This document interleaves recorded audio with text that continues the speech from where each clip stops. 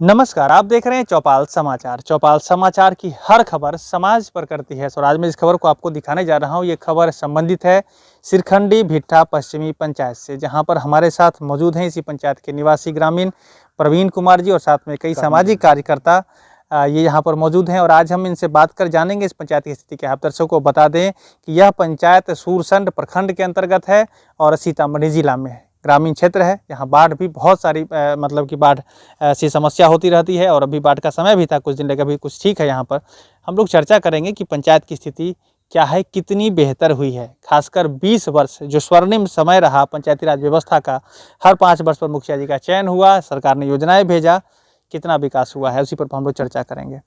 दर्शकों को जरूर हम ये कहना चाहेंगे, इस वीडियो का पूरा देखें, समझें, खासकर प्रवीण जी के माध्यम से और इन लोगों के सीधे सीधे इनके माध्यम से कि कितना विकास हुआ है। प्रवीण जी, आपका बहुत बहुत स्वागत है। धन्यवाद। सबसे पहले प्रवीण जी, हमारा प्रश्न रहेगा आपसे कि 20 वर्ष का अगर कार्यकाल देखा जाए पूरा, मुखिया जी कोई रहे, इस बार तो माता जी आपकी हैं मुखिया, तो कितना विकास हो सका ओवरऑल अगर देखें 20 वर्षों में? तो देखिए, 20 वर्षों में विकास हुआ। जो भी प्रतिनिधि आए वो अपने स्तर से विकास करने की कोशिश की, कम या बेसी उस पर कोई हम कमेंट नहीं कर सकते हैं। लेकिन ये जो 5 साल बीता है उसे हम अच्छे से बताना चाहेंगे कि लगभग जब पंचायत का चुनाव खत्म हुआ और मेरी माँ यहाँ से चुनाव जीती, जीतने के बाद मेरा भी इन्वॉल्वमेंट इसमें बढ़ा। सबसे पहले मैं अपने पंचायत कार्यालय गया और वहाँ का जो स्थिति देखा और व्यवस्था, नाम पे कुछ था ही नहीं, साफ करने के लिए एक झाड़ू तक नहीं था जिससे मैं वहाँ की सर सफाई करवा सकूँ या कर सकूँ। जो भी व्यवस्था था, पूरा बिल्डिंग गिर चुका था, टूटा फूटा कुछ नहीं था, एकदम खंडहर था।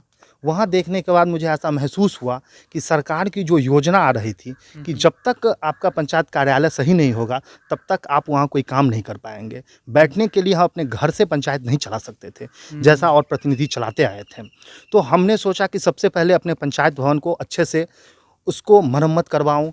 वहाँ एक भवन बनाया जो ऑफिस पंचायत कार्यालय का, अलमारी खरीदा, उसके बाद कुर्सी, टेबल, बेंच, जग, ग्लास, झाड़ू, जो भी कंप्यूटर, प्रिंटर, जो भी व्यवस्था जिससे कम से कम चल सके, काम हो सके, वो सब व्यवस्था सबसे पहले मैं अपने पंचायत कार्यालय में करवाने का काम किया। उसके बाद मैंने अवलोकन किया, पूरे पंचायत का दौरा किया, सबसे बड़ी समस्या क्या है। एक भी सड़क जो चलने योग्य नहीं। तो जो पूर्व में काम हो चुका था उस सड़क को तो हम, पक्की सड़क को तो हम कुछ कर नहीं सकते थे। लेकिन जहाँ कोई था ही नहीं, नामो निशान नहीं था सड़क का, बरसों से, आज से आज़ादी के बाद से लोग इतने इतने पानी हेल के और अपने घर तक पहुँचते थे। मैंने सबसे पहले उस सड़कों को टारगेट किया, फिर उस सड़क पे काम चला। फिर यहाँ की जो जन वितरण प्रणाली की व्यवस्था थी, जो एक साल में 3 से 4 बार अनाज बिकता था, सबसे पहले मेरा हथौड़ा उस पे चला और मैंने लोगों को जागरूक किया कि आपको हर महीने अनाज क्यों नहीं मिलता है। तो उन्होंने बोला कि डीलर बोलता है कि नहीं, हर महीने अनाज नहीं मिलेगा, जो आपको 2 से 3 महीने, 4 महीने का अनाज अगर साल में हम नहीं बेच पाएंगे तो फिर हम, मेरा भरण पोषण नहीं हो पाएगा। तो मैंने उन लोगों को बोला कि ये तो दिक्कत उनकी है, सरकार उनको व्यवस्था किया है जन वितरण चलाने के लिए, न कि उनका पेट भरने के लिए। उनका जो कमीशन बनता है सरकार तो दे ही रही है, फिर वो अनाज बेचेंगे क्यों।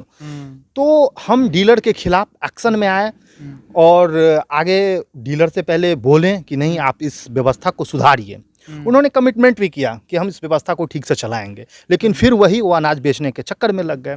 हम उनको फिर बोले, वो मानने को तैयार नहीं हुए। तो हम वरीय पदाधिकारी से कांटेक्ट किए। उन्होंने बोला कि नहीं, आपको हर संभव मदद दी जाएगी, लेकिन आपको पेपर में आना होगा। तो हम लोगों के बीच गए, उनसे पेपर कलेक्ट किए और इसके खिलाफ हम लोग डीएम से मिले और डीएम साहब ने आश्वासन दिया कि आपके जन वितरण प्रणाली को हम पूरा ठीक कर देंगे, आपका सहयोग चाहिए। हम बोले सर, सहयोग के लिए तो हम लोग तैयार ही हैं। तो वो ठीक हो गया। वो वहाँ उस डीलर को सस्पेंड किया गया, उस पर एफआईआर हुआ। वो 4 महीने का अनाज बेच चुका था, वो तो जनता को नहीं मिला जो 4 महीना का अनाज वो बेचा था। इस पे भी हम लोग लड़े, लेकिन अभी तक मुझे उसमें सफलता नहीं मिली। मतलब डीलर को आपने ठीक किया, उसके बाद आगे क्या? उसके बाद मेरा जन वितरण प्रणाली हर महीने 12 के 12 महीने हर लाभुक को हर महीने मिलता आया है। तो मेरा जन वितरण प्रणाली बहुत बढ़िया है, ये किसी से छुपा हुआ नहीं है। हर नागरिक से अगर आप पूछेंगे कि आपको, आपके यहाँ अनाज की भी कोई समस्या है, तो हमें नहीं लगता है कि कोई बता पाएंगे। लेकिन एक समस्या है कि कुछ लोगों को अभी भी राशन कार्ड नहीं बन पाया है, जिस पे हम लोग लगे हुए हैं, एक समस्या है। जी। तो प्रवीण जी, आपने कहा कि आपने सहयोग कर लोगों का सहयोग लेते हुए और अधिकारी का सहयोग लेते हुए जन वितरण प्रणाली को बेहतर बनाया है। दर्शकों को मैं भी कहूँगा कि एक बात आप बोलते बोलते आपने कहा था कि कागजी में आना पड़ेगा, प्रक्रिया में आना पड़ेगा, तब जाकर निदान निकलेगा। तो ये वास्तविक बातें हैं जो इन्होंने बात कही है। अगर आपके पंचायत में भी ऐसी समस्या है जहाँ पर जन वितरण प्रणाली या तमाम तरह की समस्या जो है वो कागज़ में आपको आना पड़ेगा, आपको आवेदन लिखना पड़ेगा, अधिकारी पदाधिकारी को बताना पड़ेगा, लिख कर देना पड़ेगा कि इसका निदान चाहिए, तभी आपको निदान निकलेगा, नहीं तो मुजमानी घूमने से नहीं होगा। ठीक है, हम आगे आते हैं। और जो योजना जैसे सड़क की योजना है जिसमें इंफ्रास्ट्रक्चर डेवलपमेंट होता है, वो कैसी स्थिति है आपके? देखिए, हम तो पंचायत भवन की बात आपको बता ही दिए हैं। मेरा पंचायत कार्यालय छोटा है लेकिन बहुत ही अच्छा है, जहां हम सब काम कर पाते हैं। उसके बाद मेरी नज़र यहाँ की स्वास्थ्य व्यवस्था पे गई। मेरे यहाँ पहले से भी स्वास्थ्य उपकेंद्र था जो बिल्कुल ढह के गिर गया था, खंडहर हो गया था। हमने उसे बनाने के लिए प्रयास किया, जिसमें पूरी तरह से मुझे सपोर्ट नहीं मिल पा रहा था। कोई बोल रहा था कि आप बना नहीं पाइएगा। हाँ जी। तो हमने उनको बोला कि अरे, स्वास्थ्य की व्यवस्था को अगर हम ठीक नहीं करेंगे तो यहाँ का मुखिया रहना किस काम के लिए? हम क्यों नहीं स्वास्थ्य उपकेंद्र बना सकते हैं? मैंने बनाया, और बनाया तो दावे के साथ मैं कह सकता हूँ कि कोई स्वास्थ्य उपकेंद्र जो पंचायत में है मुझसे बेहतर नहीं है। ये मैं दावे के साथ कह सकता हूँ। सीतामढ़ी की बात कर रहे हैं मैं आप? सीतामढ़ी की बात कर रहा हूं, और अगर आप पूरे कमिश्नरी की बात कीजिएगा तो उसमें मैं दावे के साथ कहता हूं कि जो मेरे यहाँ व्यवस्था है वो शायद ही कहीं हो पाएगा। स्वास्थ्य केंद्र का एक बार नाम बता दें आप। क्या? स्वास्थ्य उपकेंद्र हनुमान नगर। हनुमान नगर। जी। चलिए, एक बात दर्शकों को मैं जरूर कहूँगा कि देखिए, बेहतरी को हम लोग ढूंढते हैं और समस्या को भी हम लोग ढूंढते हैं। तो ये इन्होंने बताया कि स्वास्थ्य उपकेंद्र जो हनुमान नगर है वहाँ पर हम लोग चलेंगे, देखेंगे भी आगे आने वाले समय में। हाँ, उसके बाद आगे का कार्यकाल थोड़ा सा शॉर्ट में बताएं कि कैसे कैसे चला, फिर हम आगे प्रश्न उसके बाद हमने विभिन्न वार्डों में जो मैंने नल जल का काम खुद से नहीं किया।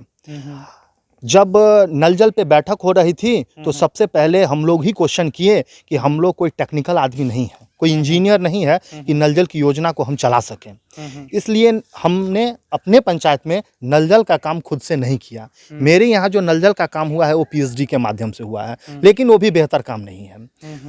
गली नली का काम वार्ड क्रियान्वयन एवं प्रबंधन समिति के द्वारा करवाया गया है मेरे यहाँ।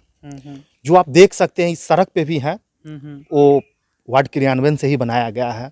और जो भी सड़क है वो बेहतरीन कंडीशन में है। जो आज बेहतर बन गई और स्वास्थ्य उपकेंद्र हो गया, पंचायत भवन भी मेरा बन गया। उसके बाद सारे लगभग मैक्सिमम सड़क बन के तैयार है। लगभग 100 से ऊपर का सड़क का निर्माण हम करवाए हैं अपने पंचायत में। चलिए, अब ओवरऑल ये कहना चाहेंगे कि अभी आप जो कार्यकाल बीता है 5 वर्षों का, उससे कार्यकाल में बहुत विकास हुआ इस पंचायत में? जी। चलिए, हम एक बार और आपसे पूछना चाहते हैं कि ये तो आपने बता दिया, इंफ्रास्ट्रक्चर की बात भी बताई, और व्यक्तिगत लाभ में जैसे राशन कार्ड बताया कि नहीं बना है। हम और जानना चाहते हैं कि जो सामाजिक सुरक्षा पेंशन योजना है, भी बड़ी जरूरी की योजना है। आवास योजना, जो प्रधानमंत्री आवास योजना ग्रामीण, प्रधानमंत्री आवास योजना में जो मुझे टारगेट दिया गया था गवर्नमेंट के द्वारा, अभी भी ब्लॉक में जो आप डेटा लीजिएगा तो सबसे ऊपर हम चल रहे हैं। मेरे यहाँ 80% से ज़्यादा घर बन के तैयार है, जो बिल्कुल दिखता है, ये नहीं कि वो कागज में है। अब सामाजिक सुरक्षा पेंशन की भी स्थिति बढ़िया होगी। सामाजिक सुरक्षा पेंशन की भी स्थिति ठीक है। कुछ दिक्कतें हैं कि जिन लोगों को पेंशन पहले मिलता था, जब से डिजिटलाइज हुआ तब से उनको पेंशन आने में प्रॉब्लम है। कई बार हम लोगों ने प्रखंड का, उसके बाद अनुमंडल का में जाके संपर्क किए, लगभग वो 95% सही हो चुका है, लेकिन 5% अभी भी उसमें सुधार की जरूरत है। जी, तो ये है यहाँ की स्थिति। इन्होंने बताया, देखिए कितने बढ़िया कहते हैं ना कि जब शिक्षित और पढ़े लिखे जो लोग जब समाज में आते हैं और समाज सेवा कार्य में जुड़ते हैं तो कितना बेहतर होता है। जैसे ये इन्होंने बात बताया, मैं जरूर कहूँगा आप दर्शक हमारे कि जो आपको बेहतर लगता है, चूँकि आप भी क्षेत्र से जुड़े हैं, जरूर कमेंट करेंगे, तब और वास्तविकता बाहर सामने आएगी। हम ये भी जानना चाहते हैं आपसे कि आपने बताया कि सारा सरकार की योजना आपने बेहतर यहाँ पर कराया। अब एक बात बताइए, जो पंचायती राज व्यवस्था का मूल है आम सभा, ग्राम सभा, जिसमें जनता की भागीदारी होती है और उसके हिसाब से विकास होता है। तो इन सब कार्यों में आप अपनी योग्यता पर आगे बढ़े कि समाज का भी सहयोग लिया आपने आम सभा, ग्राम सभा? मैं यहाँ जब चुनाव बीतने के बाद जब मुखिया मेरी माँ बनी तो यहाँ आम सभा का आयोजन हुआ। लोग भूल चुके थे कि आम सभा भी कुछ होता है। हम लोगों ने उनको बताया कि नहीं, ये पंचायत का संसद है। जैसे संसद भवन चलता है वैसे ही यहाँ आपके द्वारा ये चलेगा। तो हम लोगों ने प्रचार प्रसार किया, सारे लोग आए और सबने देखा कि आम सभा कैसे होता है। काफ़ी भीड़, मेरे पास कई फोटो वगैरह है, आपको हम दिखा सकते हैं, वीडियो है। भारी पैमाने पे भीड़, लोगों में उत्साह कि आम सभा होता है और कोई चोरी छुपे नहीं। जो भी योजना हुई है लोगों के द्वारा चुना गया है और खुलेआम, कोई उसमें ये नहीं कैसे आपको काम कराना है, कैसे बेहतर हो सकता है। मैं आज से 5 साल पहले जो सड़क बनाया वो भी आज उसी कंडीशन में है जो 5 साल पहले बन के तैयार हुआ था। चलिए, अच्छी बात है। तो आम सभा का भी आपने लोगों को बढ़ाया, आप लोग आम सभा में आए लोग। जरूर मैं दर्शकों को कहना चाहूँगा, देखिए कितनी बेहतर जवाब तो बेहतर दे रहे हैं और वास्तविकता भी आप भी देख रहे होंगे, तो आप भी कमेंट करें। अच्छा, एक बात और बताएं, जैसे कि आपने कहा कि आम सभा करके सारी योजनाओं को आपने लिया, लोगों की सहभागिता रही, पंचायती राज व्यवस्था का बहुत बढ़िया रहा। अब जागरूकता के लिए, जैसे कि अभी सरकार ने शौचालय निर्माण कराया, तो पब्लिक भी जागरूक है क्या इन सब चीज़ों के लिए? देखिए, जा रहे हैं शौचालय में? स्टार्टिंग में तो पब्लिक में भी जागरूकता के लिए हम लोगों ने कई अभियान चलाए, स्वच्छता के लिए जगह जगह घूमे, रोड वगैरह जितना भी गंदगी वाले जगह को हम लोगों ने पॉइंट आउट किया कि यहाँ ये पॉइंट है, इसको पहले ठीक किया जाए, यहाँ साफ किया जाए। लोग में जागृति आई, लोगों ने बहुत पैमाने पे अपना टॉयलेट वगैरह बनवाया भी। लेकिन उसमें सबसे बड़ा समस्या ये है कि जो लोग बनवाएं वो सबके खाते में आज तक पैसा नहीं मिला। ये सबसे बड़ी समस्या है। कितने प्रतिशत लोग अभी वंचित हैं उसमें? अभी भी लगभग 20% लोग वंचित है, जिनको आज तक, जिनके खाते में आज तक पैसा नहीं गया। चलिए, अब उपयोगिता उसकी कैसी है समाज में, लोग उपयोग कर रहे हैं? उपयोग कर रहे हैं, बहुत बड़ा सुधार है। सुधार तो है, जो लोग खुलेआम जाते थे उसमें बहुत कमियां हैं। कुछ लोग ऐसे भी अभी भी हैं जो खुले में जा रहे हैं। हम लोग उस पर अंकुश लगाने की कोशिश कर रहे हैं और विश्वास है कि वो लोग भी अब अपने शौचालय का ही उपयोग करेंगे।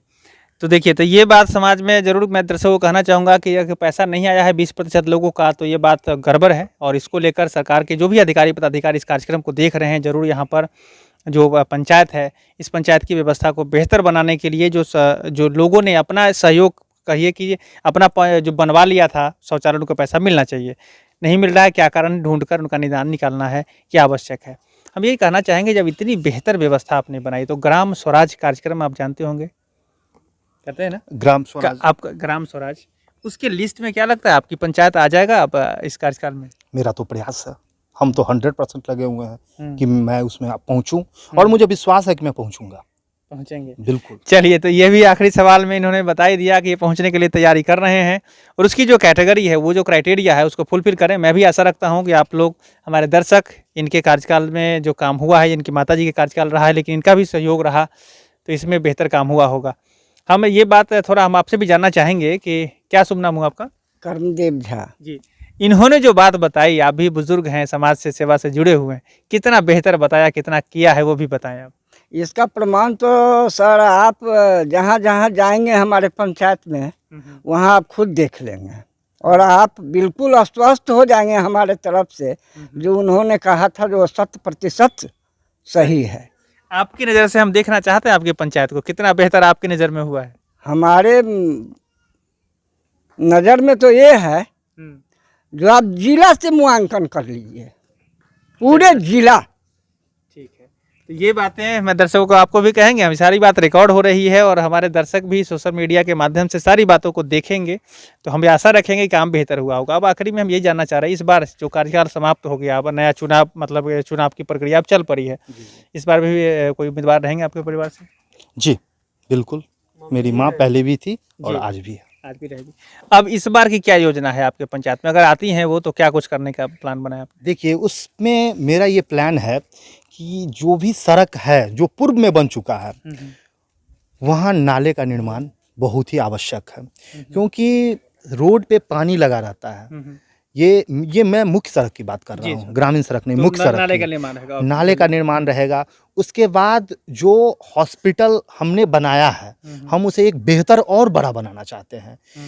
जो कोरोना काल बीता है, तो मेरा ये प्रयास रहेगा कि इस तरह का महामारी अगर भविष्य में फिर कभी आए, जैसे अभी अनुमान है कि तीसरी लहर फिर आने वाली है, तो ये सारे काम मैं अपने यहाँ के स्वास्थ्य उपकेंद्र में कर लूँ। ये स्वास्थ्य पे मेरा फोकस रहेगा। उसके बाद जो स्कूल की व्यवस्था है, मेरा उस पे फोकस रहेगा, क्योंकि सड़क का तो बहुत हद तक मैंने निर्माण करा लिया है, लेकिन अभी भी कुछ है। मेरा ये प्लान है कि ये नहीं कि मैं काम करता जाऊं और पीछे से वो काम खराब होता जाए। मैं चाहता हूं एक ठोस काम हो योजनाबद्ध तरीके से और हो। वो काम फिर वहीं खत्म हो जाए। ये नहीं उस पर फिर जरूरत हो तो 20, 25, 50 साल के बाद उस पर जरूरत हो। ये नहीं कि 4 और 5 साल में फिर से वो सड़क ध्वस्त हो जाए और फिर कोई मुखिया बन के आए तो उसी सड़क को बनाने चला जाए। मेरा ये प्रयास है कि वो सड़क बने तो 25-50 साल चले। चलिए, तो बहुत अच्छी बात है और यही होना चाहिए। अब हम आखिरी में मैं ज़रूर कहना चाहूँगा दर्शकों के लिए कि इन्होंने अपनी सारी बात बताई है और पहली मुलाकात है, तो शॉर्ट में मैंने आपको वो जानकारी इनसे लेकर आप तक पहुँचाई है जो आवश्यक थी। आगे भी कड़ी जुड़ी है। अब हम लोग यहाँ पर आएंगे और जिन जिन योजनाओं की बात इन्होंने की है, हम चाहेंगे कि बेहतर है तब भी हम आपको दिखाएँ, अगर समस्या है तब भी हम आपको उसको दिखाएँगे, आएँगे। हम आखिरी में जानना चाहेंगे, इस पर चुनाव जो आने वाला है और हर वोटर पंचायत का जागरूक बने, बेहतर उम्मीदवारों का चयन करे बिना किसी लोभ मोह डर भय से, उसके लिए क्या संदेश आप देना चाहेंगे? मैं लोगों को यही कहना चाहता हूं कि आप अपना मत का प्रयोग विकास के नाम पे, ईमानदारी के नाम पे, जो आपके लिए काम किया है उसके नाम पे करें। मैं ये नहीं कहना चाहता हूं, लोगों को अगर लगे कि मुझसे भी बेहतर कोई उम्मीदवार वो ढूंढ पाएंगे तो वो ढूंढ सकते हैं। मैं लोगों से कहना यही चाहता हूं। जी, तो ये इन्होंने जो बात कही है, वाकई में मैं भी वही बात दोहराऊंगा कि आप अपना जो मत का अधिकार आपका है वो आपका विशेष है, वो आप स्वयं अपने विवेक से जिनको बेहतर जो लगते हैं उनको करें, लेकिन बेहतर को चुने, विकास के लिए चुने, किसी भी जाति पाति भेदभाव या लोभ मोह डर भय से ना चुने, बेहतर को चुने, बेहतर पाएँ। अभी भी संभवता है कि ये अभी संभावना है कि इन्होंने जो काम किया आपको बेहतर लगा होगा, तो जो अच्छा लगता है उनको आप चुनें, ज़रूर वोट करें, हर लोग वोट करें और बेहतर को चुनें। तो आप सभी लोगों का बहुत बहुत धन्यवाद। धन्यवाद आपको भी, जो आप इतनी दूरों से यहाँ आए, मेरे गाँव में आए, इसके लिए आपको बहुत बहुत धन्यवाद। जी, धन्यवाद। दर्शकों का भी बहुत बहुत धन्यवाद। आगे भी इस खबर को लोग बुलाते रहेंगे, लेकिन आपको मैं जरूर कहना चाहूँगा, यदि आप भी अपनी बात इस चौपाल में रखना चाहते हैं तो नंबर डिस्प्ले कर रहा है, नंबर है 6206610060। आप इस नंबर पर हमें संपर्क कर सकते हैं। हमारी टीम आपके पास भी आएगी और आपकी बातों को भी चौपाल में रखा जाएगा, जिसे देश दुनिया देखेगी। तो आज के लिए बस इतना ही। कैमरा पर्सन धीरेन्द्र कुमार के साथ मैं हूँ अभिषेक आनंद, चौपाल समाचार के लिए। धन्यवाद।